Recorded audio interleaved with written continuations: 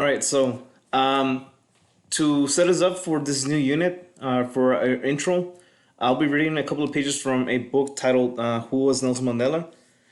So feel free to read this on your own pace. If you prefer me to read this, I'll be reading through this right now, and you can follow along.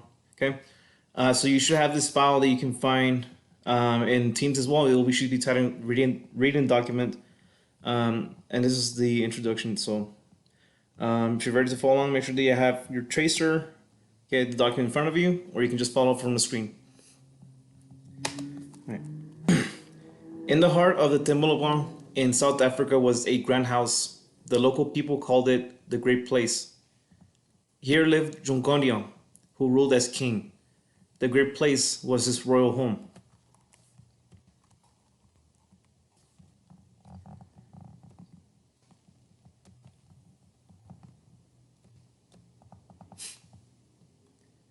On this day in 1927, Yonkuntipa was holding a tribal meeting. The men talked about important matters. Also in the room was a young boy who had come to live at the Great Place only a short time before. He was 9 years old. After the boy's own father died, the king adopted him. The boy listened to the man talk and watched his foster father. The king did not speak. He listened. He thought everyone deserved a voice in his kingdom, no matter who they were. Then, when he sensed that the people had said all they needed to, the king gave him his opinion.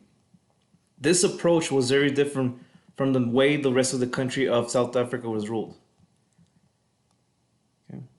So this is what we're going to be focusing on. All of this happens in South Africa, which is right here. This is modern day South Africa today.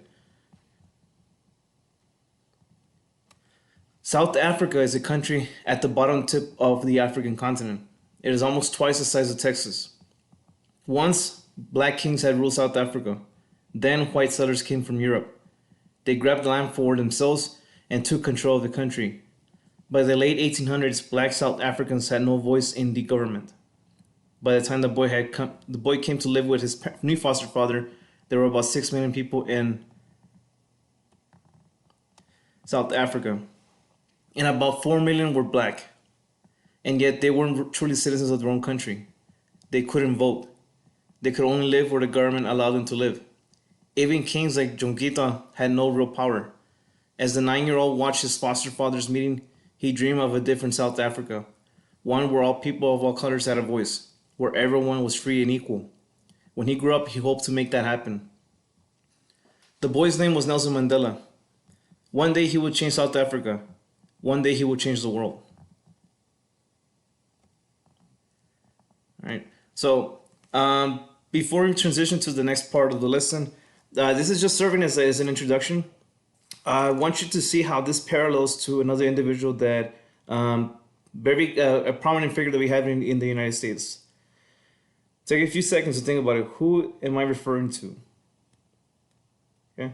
Some of you probably got the same the figure that I'm speaking about, and that should be Martin Luther King. Okay. Now we're gonna see how their lives are very similar. The trajectory that they took to help end the issue of discrimination and how it relates to us today. And we're gonna see the impact of what history can do to how the past still has a lot of impact of what's happening today.